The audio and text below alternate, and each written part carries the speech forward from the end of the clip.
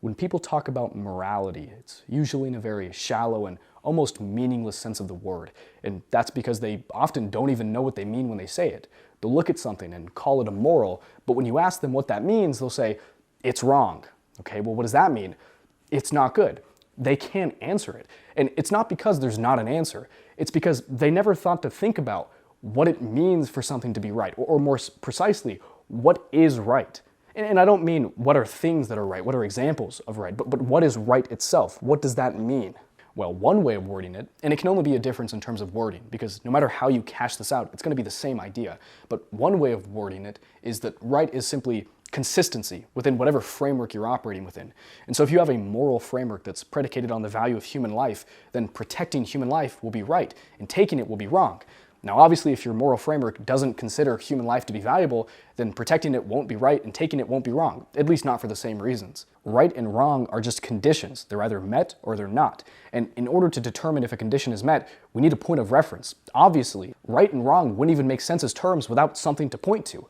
2 plus 2 equals 4 is only right because of 2 plus 2. If it was 3 plus 3, then 4 would be wrong. This is how all conditions work. Right, wrong, good, bad, correct, incorrect. Sure, we use them in different settings and discussions, but they all still mean the same thing. They're conditions of outputs, and outputs require inputs. This is morality. It's not simply the moral state of a situation, that's only one part, but it's the moral state of a situation determined by the moral axioms of the framework. You couldn't have one without the other. You can't have an ethic without a value, and you can't postulate a value without entailing an ethic. Now that we can understand morality in terms of inputs and outputs, we can clearly see that it's a system of logic, because that's what logic is. It's the study of the relationship between inputs and outputs, whether that's premises and conclusions in formal logic, operands and resultants in mathematics, code and execution in programming, or values and ethics in morality. It's all the same thing, the same force, the same spirit, whatever you want to call it.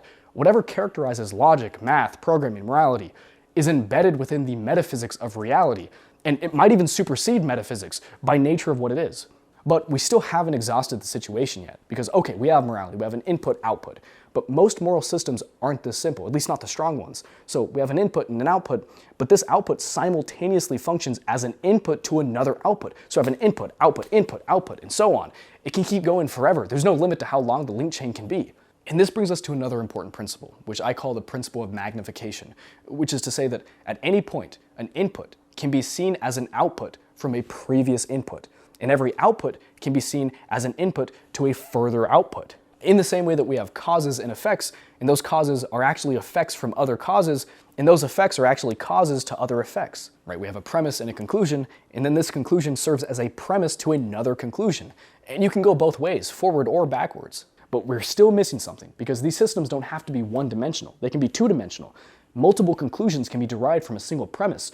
A single value postulation can entail multiple ethics to follow. And so we need a conceptualization of morality that accounts for this. And I've come up with one. Okay, so we'll start with an input. And from this input, we can derive an output. And because this is two-dimensional, we can derive another output, and another output, and another output, and another output. There are theoretically an infinite amount of outputs that you can derive from a single input. And then further, each output can then function as an input to even more outputs. And so you can see just how rapidly this can grow.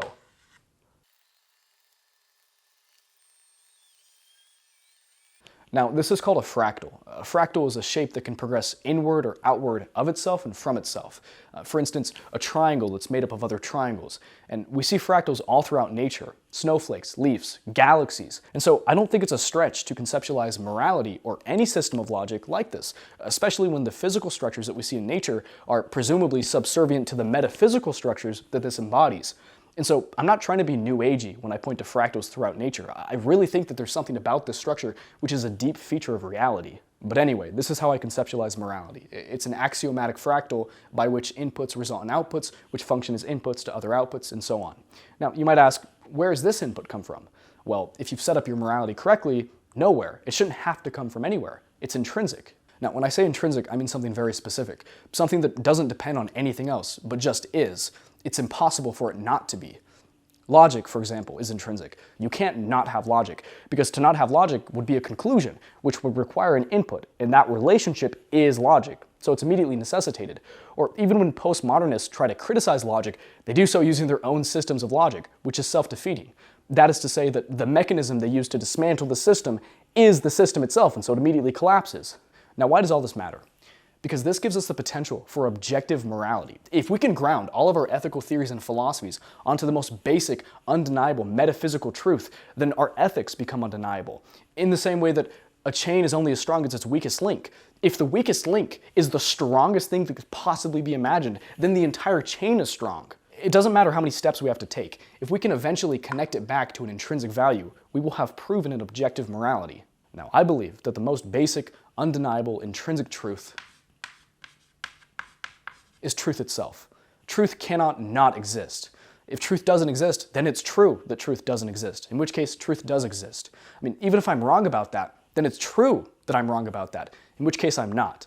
I mean, even if I were to decide that truth isn't the highest value to follow, I would immediately disprove myself by acknowledging and subscribing to truth and making such a claim. All value postulations require truth.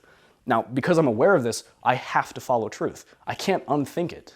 This to me is God. It's the highest value in the hierarchy of values. It's undeniable and constant. It's what gives existence to everything else. And so I've dedicated my life to it. Everything I do, all of my goals and aspirations, all the projects I'm working on, all the ethical theories and philosophies that I follow are so that I can move towards truth. It's why I care about debate so much. It's why I have such a problem with sophistry and anti-intellectualism. It's why I'm making this video. Now, there's so much more that I want to say on this, but I think that this has been a sufficient introduction, so I'm going to end the video here. Thanks for watching.